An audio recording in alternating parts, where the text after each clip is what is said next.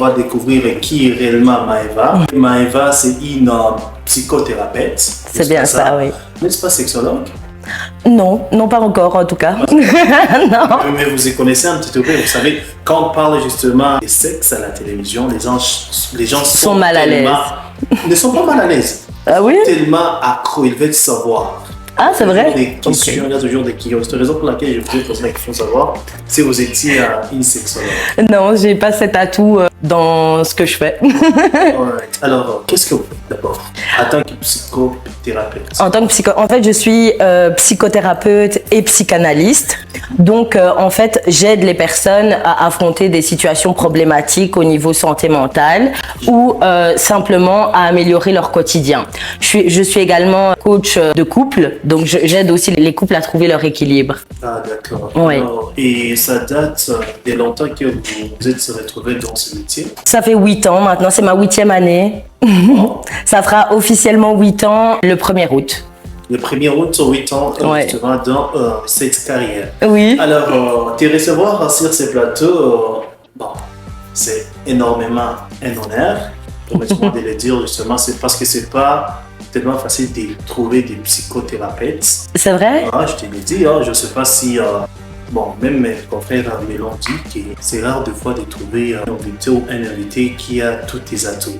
Alors, Ok. on va essayer un petit peu de te découvrir parce que c'est l'émission de la découverte. Quelle est votre approche thérapeutique personnelle? Alors, ce qui se passe, moi, c'est que quand les personnes me contactent, je commence par faire ce qu'on appelle des questionnaires diagnostiques pour définir un petit peu dans quel état ils sont. D'accord. Donc, on fait un petit peu un bilan et c'est ça qui va définir ce qu'on va pouvoir mettre en place comme outil pour que ces personnes aillent mieux. D'accord. Existe-t-il, selon vous, des cas véritablement désespérés? Alors, moi, je pense que je préfère croire qu'il n'y a pas de cas désespérés, mais malheureusement, ça arrive que les personnes laissent aller des situations trop loin et dans ce cas, on peut avoir des cas critiques. Mais c'est vrai que moi, en tout cas, je n'ai jamais fait face à un cas désespéré et je pense que tout est arrangeable. Tant qu'il y a de la vie, il y a de l'espoir. Très bien, merci beaucoup. Alors, après 8 ans d'expérience dans les domaines, comment vous faites pour justement trouver des personnes qui te contactent? Oui. En fait, moi, je suis beaucoup sur les réseaux sociaux. Oh, on peut voir également l'affiche directement. Ah ben oui, c'est ça. Voilà, vous n'hésitez pas à me rejoindre. Mais donc, de base, je travaillais en cabinet en Belgique. Et ensuite, j'ai voulu retrouver ma terre natale, le Rwanda. Donc, j'ai décidé de digitaliser mon activité. Donc maintenant, ça fait donc sur 8 ans, ça fait au moins 6 ans que je travaille en ligne. Les gens me contactent à travers des vidéos que je peux faire sur certaines thématiques comme le couple, le bien-être, ce genre de choses. Et on fait les thérapies en ligne. Et ça va faire combien d'années que vous êtes au Rwanda? Au Rwanda, ça fait 4 ans maintenant. Ça fait 4 ans. Est-ce qu'il y a-t-il des Rwandais qui te contactent par rapport justement à leurs problèmes? Non, j'avoue que jusqu'à présent, j'ai pas eu de Rwandais. Penses-tu que tu peux apporter quelque chose qui manque justement, parce que je t'ai dit que c'est rare des fois de trouver des psychothérapeutes ici au Rwanda.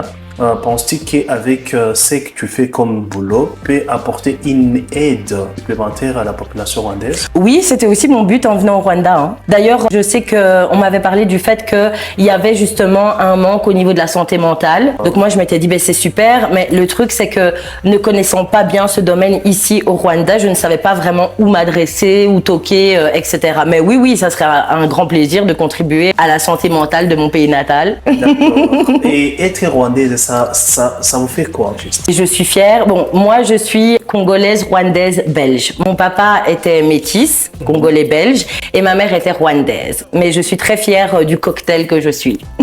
Ça c'est un grand cocktail. Alors, comment tu arrives justement à gérer toutes ces 3 nationalités en même temps? Partout où tu vas, que tu sois au Congo, que tu sois en Belgique, que tu sois au Rwanda, tu te sens à l'aise? J'avoue que oui, je me sens à l'aise un peu partout. J'ai pas de problème avec ça. D'accord, je savais pas même. Selon vous, quelle est la différence entre stress et anxiété? Alors, le stress, ça a un caractère limité. Ça veut dire que tu peux être stressé, par exemple, parce que tu vas tester quelque chose de nouveau, un nouveau job, ce genre de choses. Donc, c'est réduit dans le temps. L'anxiété, c'est quelque chose qui nous accroche assez bien. Donc, par exemple, quelqu'un qui est stressé pour un événement, aller passer un examen, ce genre de choses, ça va durer juste un laps de temps. L'anxiété, c'est quelque chose qu'on peut ressentir sur la durée. Donc, quelqu'un qui souffre d'anxiété chronique, c'est quelqu'un qui est toujours un peu sous pression, qui est toujours envahi par des pensées négatives, ce genre de choses, et toujours, en fait, la tête dans le futur ou dans le passé, jamais dans le présent. Ah, wow, c'est ça l'anxiété. C'est ça. La plupart des jeunes souffrent justement de ça. Tu n'as jamais remarqué ça? Ah si, il y a une augmentation de l'anxiété. Comment faire pour justement les aider justement de quitter dans cette ignorance? Alors, déjà, la première chose, c'est d'en prendre conscience. C'est pour ça que je fais des vidéos sur les réseaux sociaux, parce que malheureusement, la santé mentale est vraiment un secteur mal connu de façon générale. C'est comme ça que j'ai décidé de me lancer, d'expliquer certains concepts. Donc déjà, une personne qui prend conscience de qu'est-ce que c'est que l'anxiété et qui sait ce qu'elle a, c'est déjà un plus. Mais ce qu'on peut mettre en place, c'est vraiment le fait d'apaiser son quotidien. Donc au niveau de sa routine, si par exemple une personne prend le temps, je ne sais pas, tous les matins d'aller marcher, ça vient calmer son système nerveux qui est responsable de l'anxiété. Toutes des choses comme ça, prendre le temps en fait, prendre le temps pour soi, d'aller bien. D'accord. Et la problématique justement qui se pose actuellement est que la plupart des jeunes rêvent, on parle justement de l'anxiété là, la plupart des jeunes rêvent d'une vie meilleure dans un futur très proche et du coup, dans le présent, ils n'arrivent pas à se distinguer. Tu me comprends? Alors, qu'est-ce que ces jeunes peuvent faire justement pour comprendre la réalité actuelle et non de rêver dans un avenir très proche? Pour s'ancrer comme ça dans le présent, une thérapie. Une thérapie. Ou me rejoindre sur mes réseaux sociaux pour justement comprendre ces dynamiques plus en profondeur. D'accord, peut-être une question un petit peu de curiosité. Oui. Donc aujourd'hui, je vais te bombarder. Ok. J'ai eu beaucoup de questions. Bon, en fait, je suis curieux toujours. Dans tes séances, quand tu essaies justement de conseiller les gens, quels sont les cas dangereux qui t'ont trop marqué? Un cas dangereux qui m'a trop marqué. Laisse-moi juste une minute. Un cas qui m'a assez bien marqué, c'était justement l'année passée. C'est un monsieur qui m'a contacté en me disant que voilà, il ne comprenait pas pourquoi il allait pas très bien. Donc je l'ai pris en consultation. On a un petit peu discuté et du coup ce monsieur a fini par m'expliquer qu'il n'arrivait plus à retrouver goût à la vie. Il avait beau passer du temps avec ses enfants, sa femme, sa famille, ses proches, ses amis et vraiment il ne trouvait plus de sens à tout ça. Et donc ça c'est un cas qui m'a beaucoup marqué parce que ça ne m'était pas arrivé avant. Mais en discutant, j'ai compris beaucoup plus en profondeur. C'est que ce monsieur-là a fait on va dire les grands choix de sa vie en fonction de tierces personnes. Parce que, en fait, le fait d'être aligné, pour se sentir bien, la base, c'est de faire les choix qui composent notre vie en fonction de nous, ce qu'on désire, ce qu'on veut, en fonction de nos rêves, ce genre de choses. À partir du moment où on laisse ces choix à quelqu'un même de proche, nos parents par exemple, on risque de se mordre les doigts et c'est ce qui est arrivé à ce monsieur qui a fini par m'expliquer que le job qu'il exerçait était un job qu'il avait fait, il a fait ces études-là pour faire plaisir à ses parents et du coup aujourd'hui il n'aime pas ce qu'il fait au niveau professionnel. Au niveau de son couple c'est un peu pareil, mariage arrangé donc avec sa femme il y a un manque de connexion, ce genre de choses et donc ça a mené à une perte de goût au niveau de la vie. Oh. Ça, c'est dangereux, ça. Oui, c'est très dangereux. Et comment savoir si l'on a besoin d'une thérapie, selon vous? Ok, en fait, on sait qu'on a besoin d'une thérapie quand on sent qu'il y a un changement qui peut être négatif et qui s'installe profondément et sur la durée. Donc ça va être par exemple, imaginons, voilà, tu te lèves demain, tu te sens pas trop bien, t'as pas trop de motivation, t'as plus envie de rester dans ton lit, des choses comme ça. Si c'est une fois, ça arrive, on est humain, on a un peu l'humeur changeante, donc ça c'est pas très grave. Mais quand ça fait par exemple 1 mois, 2 mois, 1 an, que tu sais pas pourquoi, tu te sens plus très bien, tu te sens plus en phase avec ta vie en général, que tu as du mal à faire des tâches toutes simples, ce genre de choses, là il est temps de se poser des questions. Quand on ressent des blocages comme ça, c'est le moment de se dire ok, peut-être que je devrais consulter. D'accord. Peut-être que la plupart de nos auditeurs qui nous regardent dans ce moment ont une petite confusion sur la vraie définition de la thérapie. Okay. Est-ce qu'il serait mieux que tu puisses un petit peu les éclaircir par rapport justement à la vraie définition de la thérapie? La vraie définition de la thérapie, mais les gens ne comprennent pas, en fait. Ok, ah d'accord, ok, je comprends. Alors, une thérapie, c'est vraiment le fait de prendre le temps de travailler sur sa psyché, donc sur tout ce qui se passe dans le cerveau, on va dire ça comme ça, mais également au niveau émotionnel, parce que cette dimension est très importante au niveau de la santé mentale. Et donc, on va utiliser différents outils selon la situation, selon ce que la personne vit, selon les blocages que la personne peut rencontrer, pour faire sauter tout ça et retrouver un équilibre et avancer en paix. C'est surtout ça. D'accord. Merci beaucoup, Madame Maeva. Good Vibes Therapy. C'est ça votre Oui, c'est vraiment ça, Good Vibes Therapy. Il faut y aller. Il faut aller suivre, il faut aller follow. Comment instaurer un bien-être relationnel durable? Et là, ça concerne les couples. Oui. Alors, cette question, elle est à la fois simple et à la fois compliquée. Mais en gros, en psychologie, on parle du fait d'avoir une relation avec soi-même. Ok, on est d'abord en relation avec nous-mêmes. Ok, et plus cette relation à nous, elle va être saine. Donc, on va prendre le temps de se faire plaisir. Si par exemple, Madame aime aller à la piscine, elle se prend un petit abonnement piscine, elle y va le mercredi après-midi. Voilà, vraiment le fait d'aménager des choses pour la personne en elle-même, ça va alimenter sa relation à elle-même. Et plus la relation à soi est au beau fixe, plus le couple sera au beau fixe. C'est comme ça que ça fonctionne. D'accord. Dans le sens où notre relation à nous-mêmes va faire écho à toutes les relations qu'on aura, amicales, familiales, sentimentales. Et dans ce sens-là, par exemple, une personne qui aurait tendance au sacrifice d'elle-même. Je donne trop, je prends jamais le temps de me reposer, je prends jamais le temps de me faire plaisir, etc. En fait, ça va déteindre sur mes autres relations et j'aurai l'impression que dans toutes mes relations, on me laisse de côté autant que moi, je me laisse de côté, en vérité. Oui, c'est terrible. Et à part justement être psychothérapeute, vous êtes aussi écrivaine. Oui, c'est vrai. Vous avez déjà écrit combien de livres encore? 3? Pour l'instant, ça fait 4. 4 livres. Oui. Et les nouveaux livres vont sortir quand? Ça sera le 30 juin 2026. Et tu nous parles de quoi dans ces livres-là? Ah là là, en fait... Une histoire ouais. Moi, j'ai hâte justement de lire ces livres. Ok. Ce livre s'appelle Les conseils de papa et c'est un hommage à mon père. Parce que il m'a appris énormément de choses, mais il m'a appris une chose très cruciale que moi j'ai confirmée des années plus tard, quand j'étudiais justement la psychologie. C'est le fait de toujours se choisir dans la vie. Parce qu'on a souvent tendance à se laisser tomber. Et c'est là que les problèmes commencent en réalité. Et en fait, j'aimais tellement mon père parce qu'aujourd'hui il est décédé malheureusement. C'est vraiment le père. Merci, oui. Et donc j'aimais tellement mon père et je trouvais que ses conseils, je le trouvais d'une sagesse incroyable en fait. Et c'est vrai que même dans mon entourage, mes amis, etc. Aimaient bien demander conseil à mon père. Que j'en ai fait un livre et j'avais envie d'immortaliser son énergie en fait et de propager sa sagesse le plus loin possible en fait. D'accord. Et on va pas justement se focaliser sur les nouveaux livres. Oui. Les récents livres, les 3 livres. C'est quoi les titres d'abord? Alors, le premier s'appelle Se prioriser, la voie du bonheur. Donc, le deuxième, c'est Les mots qui guérissent, le pouvoir des affirmations positives. Et le troisième, je ne sais pas duquel tu parles parce que je n'ai pas écrit que des livres en psychologie, mais j'imagine que tu te... Non, donc en général, tous les livres que vous avez déjà écrits. Ah, ok. Donc, le troisième, c'est un livre plus orienté tarologie.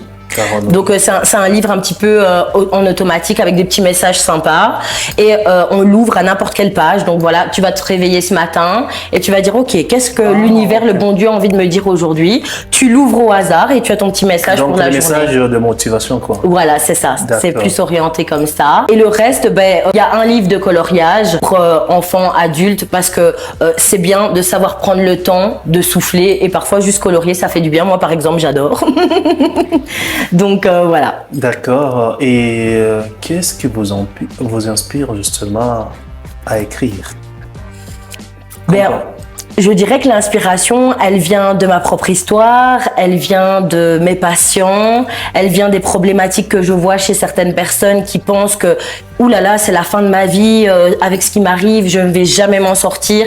Et en fait, moi, j'ai envie de dire à toutes ces personnes que si, parfois ça paraît désespéré, moi je suis très croyante, hein, donc parfois ça paraît désespéré, mais en réalité, comme je le disais tantôt, tant qu'il y a de la vie, il y a de l'espoir.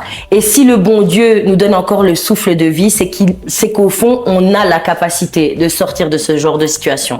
D'accord. Mesdames et messieurs, il est temps justement de vous annoncer la bonne nouvelle.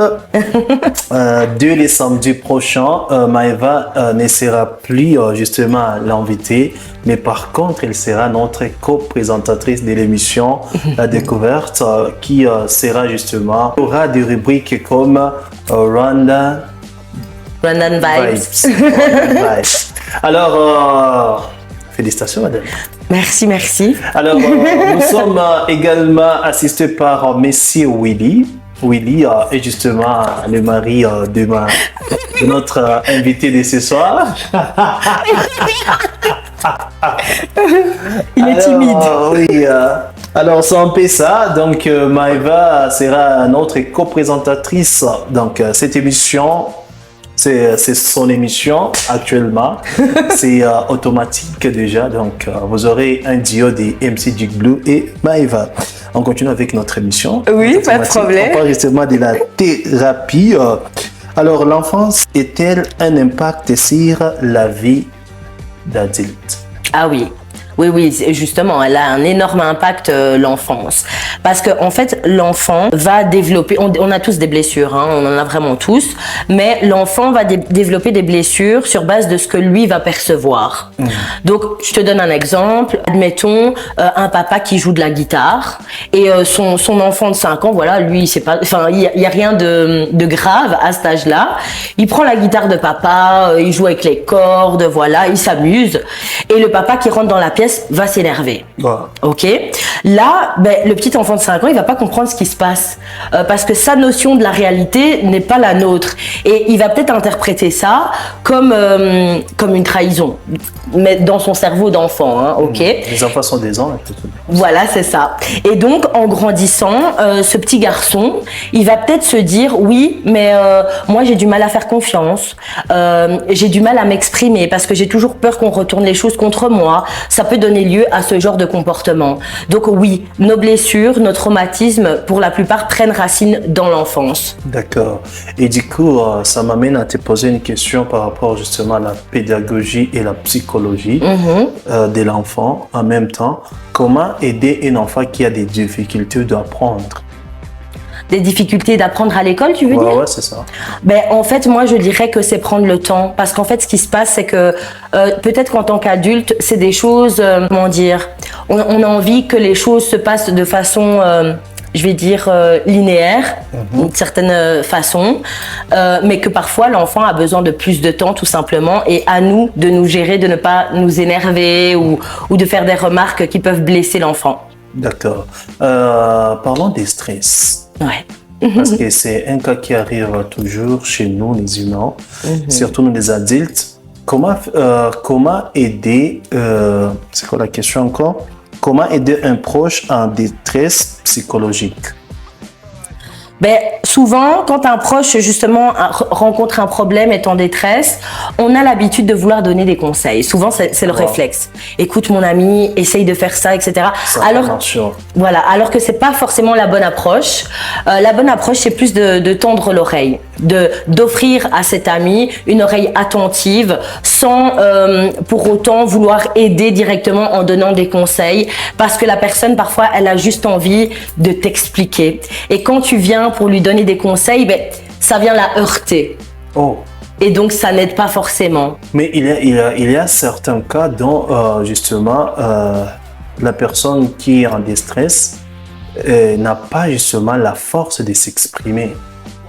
Donc, ah oui, il y a des cas aussi. Mais souvent, ça, c'est des cas... Il n'a pas le temps, justement, de t'expliquer tout ce qu'il traverse actuellement. Tu vois ce que je veux dire par là? Alors, comment il arrivera maintenant à s'exprimer, même si tu l'as tendu l'oreille, mais Et si du moins il n'arrive pas à s'expliquer convenablement, ben ça souvent, c'est ça qui est bien, ça c'est souvent le travail des psychologues qui t'invitent à te vider émotionnellement de ce que tu as pu vivre et qui t'a choqué, qui t'a impacté, oui. D'accord.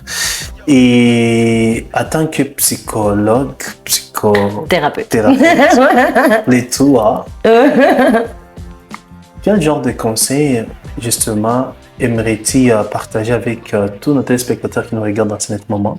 Mais déjà, j'ai envie de commencer par dire que peu importe ce que vous êtes en train de vivre, sachez que vous pouvez vous en sortir et que Dieu croit en vous puisque vous êtes encore là, puisque vous avez encore le souffle de vie, c'est possible d'aller mieux. Déjà ça, il faut l'intégrer pour comprendre que la vie, ok, parfois on traverse des choses, des turbulences, hein, comme je le dis, mais ça peut s'arranger. Mon deuxième conseil, ce serait de dire que faut jamais hésiter. Si on peut avoir un avis professionnel à ce niveau-là, si on sent qu'il y a quelque chose, voilà, qui cloche, qu'on ne se sent pas bien, faut jamais hésiter d'avoir un avis professionnel. D'ailleurs, moi, je vous invite à me contacter en sachant que le rendez-vous découverte est offert. D'accord. Okay. Et peut-être avant d'évoquer notre prochaine collaboration, parce que bientôt, dès la semaine prochaine, on commence à travailler ensemble, comment savoir si la thérapie est efficace? Pour savoir si une thérapie est efficace, en fait, il va y avoir une différence au niveau de ce qu'on ressent. On va se sentir mieux, plus léger, moins bloqué. Ça, c'est vraiment des signes que la thérapie fonctionne. Parce que tous les thérapeutes ne vont pas avec tout le monde. Ça, il faut bien le savoir. Et c'est intéressant de se jauger quand on commence une thérapie, parce qu'il est possible que le thérapeute avec qui vous avancez ne vous convienne pas ou à un moment ne vous convienne plus. Et comment on sait qu'un thérapeute ne nous convient plus? On n'avance plus. C'est à ce moment-là qu'on saura que ça marche ou ça ne marche pas. Voilà. D'accord. Maintenant, évoquons la nouvelle étape justement de cette émission parce que nous visons très très loin et je pense que vous allez apporter beaucoup de choses. Selon vous, ça fait quoi justement d'être, je sais que tu as déjà passé par là, d'être présentatrice dans ton pays natal? C'est une belle victoire. Franchement, c'est une belle victoire parce que quand j'ai quitté la Belgique, je savais pas trop dans quoi je m'embarquais finalement sur place. Et du coup, je trouve que c'est pas mal. Est-ce que les téléspectateurs qui nous regardent dans ce moment peuvent justement avoir une idée de ce qu'on prévoit lancer? Parce que dès la semaine prochaine, on commence avec la première saison justement de l'émission et les tout premiers épisodes. Donc, est-ce que tu peux expliquer à nos téléspectateurs ce qu'on sera en train de faire? Oui. Okay. Nous aurons aussi une émission à la radio. Nous aurons aussi une émission à la radio. On ne sait pas encore les jours, mais c'est entre les lundis, voire. Donc, on est en train de voir comment fixer les jours. Donc, on aura l'émission à la radio qui sera intitulée Good Vibes. Good Vibes Thérapie. Ça sera en français et en anglais. Donc tous vos problèmes seront réglés là-bas. Et ici à la télévision, nous aurons toujours l'émission La Découverte avec Rwandan Vibes.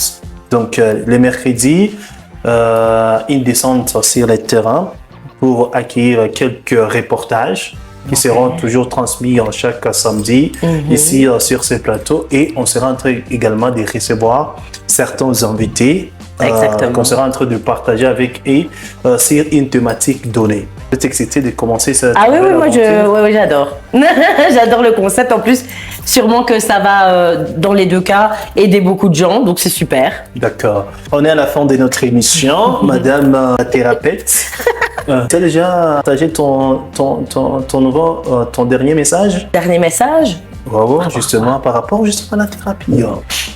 Il faut inviter les gens à aller te follow. Écoutez, en tout cas, si vous aimez l'énergie que je dégage, n'hésitez pas à me rejoindre sur les réseaux sociaux. Vous y trouverez plein de vidéos sur des thématiques de santé mentale qui pourront peut-être vous parler. De toute façon, on se retrouve samedi prochain.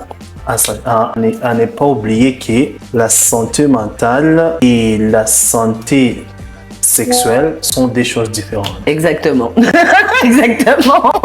Alors, merci beaucoup, mesdames et messieurs, de nous avoir suivis. Ça a été un honneur, justement, de partager ces moments avec Madame Maeva. Merci. Avec grand plaisir. Merci à toi. Le samedi prochain, vous êtes notre présentatrice. On se fixe rendez-vous les samedis prochains pour un nouveau numéro de l'émission La Découverte avec Maeva. J'étais à la présentation MC Jig Blue. On se fixe rendez-vous très prochainement. D'ici là, passez un bon week-end. Ciao.